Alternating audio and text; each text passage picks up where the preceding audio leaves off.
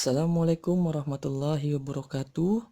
Sahabat yang berbahagia di pagi yang cerah ini, semoga kita selalu semangat dalam beraktivitas. Sahabat yang berbahagia, di sini saya akan membahas perihal kemalasan berujung kerugian. Membahas tentang malas, teman-teman.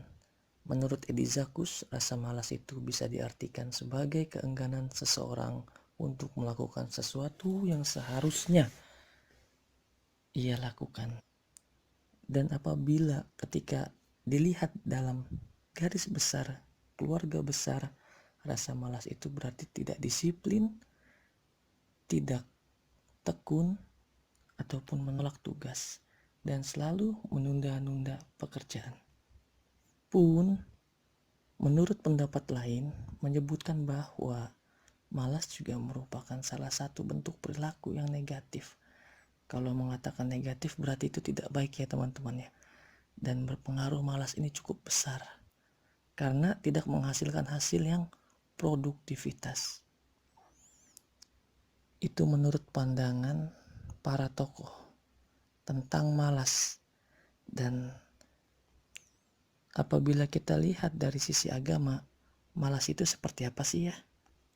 Perlu teman-teman ketahui bahwa menurut pandangan agama, malas itu bisa dikatakan sebagai futur. Iya, futur teman-teman. Ketika teman-teman mengatakan atau bertanya futur itu apa, jadi saya jelasin sedikit. Futur itu adalah kemalasan ataupun suka berleha-leha, dan hal ini pun bisa menjadi sebuah penyakit pada seseorang, tetapi dengan suatu waktu. Jadi bisa teman-teman bayangin ketika teman-teman bermalas-malasan lalu suka berleha-leha, berarti tandanya kita sedang mengumpulkan penyakit. Wah, bisa kita bayangkan teman-teman, apabila penyakit itu sudah menyeluruh ke tubuh kita, apa yang terjadinya? Sudah tidak bisa dibayangkan lagi.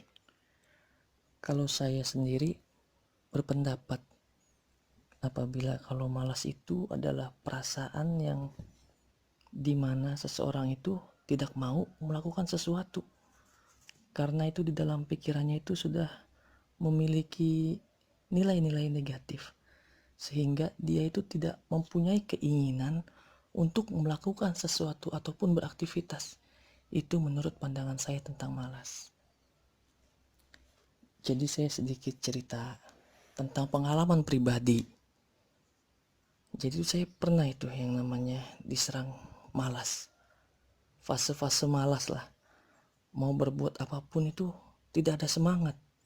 Selalu saya tunda dalam beraktivitas yang seharusnya itu bisa saya kerjakan hari itu. Namun di benak pikiran saya itu ada bisikan seperti udah besok aja, udah besok aja, udah besok aja. Jadi seperti itu.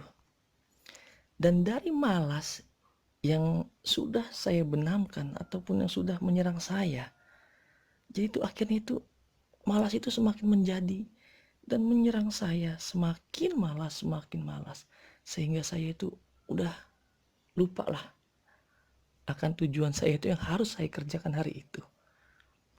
Jadi kalau kita berleha-leha atau bersenang-senang dalam kemalasan, ya kita akan semakin malas. Obatnya adalah kita harus lawan itu rasa malas. Karena apa? Kenapa kita harus melawan rasa malas? Nah, ini perlu teman-teman ketahui bahwa rasa malas itu cukup membahayakan bagi diri kita, teman-teman. Kenapa membahayakan? Karena malas, hidup kita tidak akan ada tujuan. Karena malas, hidup kita pun tidak karuan. Hidup kita tidak akan tenang. Hidup kita kacau balau. Hidup kita juga bisa tidak berarti. Dan rasa wibawa ataupun secara kesehatan jadi itu tidak bagus. Mungkin teman-teman pun pernah merasakan hal yang serupa. Kita juga pernah mengalami fase-fase kemalasan. Perlu teman-teman ketahui, perlu teman-teman sadari bahwa musuh terbesar kita itu bukanlah premanisme, bukanlah orang-orang jahat yang suka malak, yang suka tawuran. Bukan, mereka itu bukan musuh kita.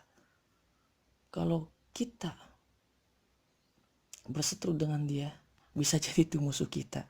Jadi musuh kita yang terbesar itu adalah rasa malas yang ada di dalam diri kita. Iya, dialah musuh kita. Rasa malas itu yang selalu membuat kita gelap akan masa depan. Jadi jangan biarkan rasa malas itu menyerang kita sehingga kita asik dalam kemalasan.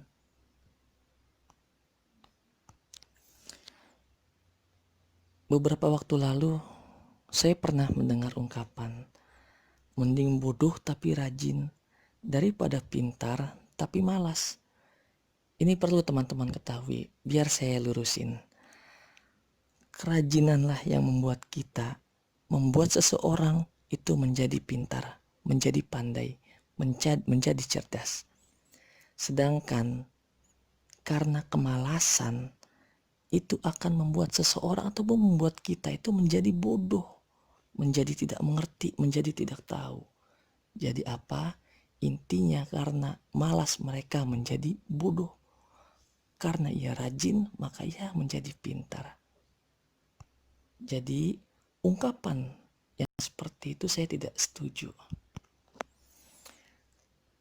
Dalam permasalahan ini bisa kita simpulkan bahwa rasa malas itu tidak membawa manfaat bagi diri kita sendiri. Buat orang lain pun gak akan manfaat. Dan sebaliknya, rasa malas itu akan merugikan kita, merugikan diri sendiri. Menurut pandangan tokoh, menurut pandangan agama pun, rasa malas tidak membawa manfaat buat kita. Semoga dari materi yang saya sampaikan, teman-teman bisa mengambil pelajaran, bisa mengambil ibrohnya. Semoga kita bisa menjadi lebih baik. Bersama saya, Ayah Kai, salam hangat, salam semangat. Wassalamualaikum warahmatullahi wabarakatuh.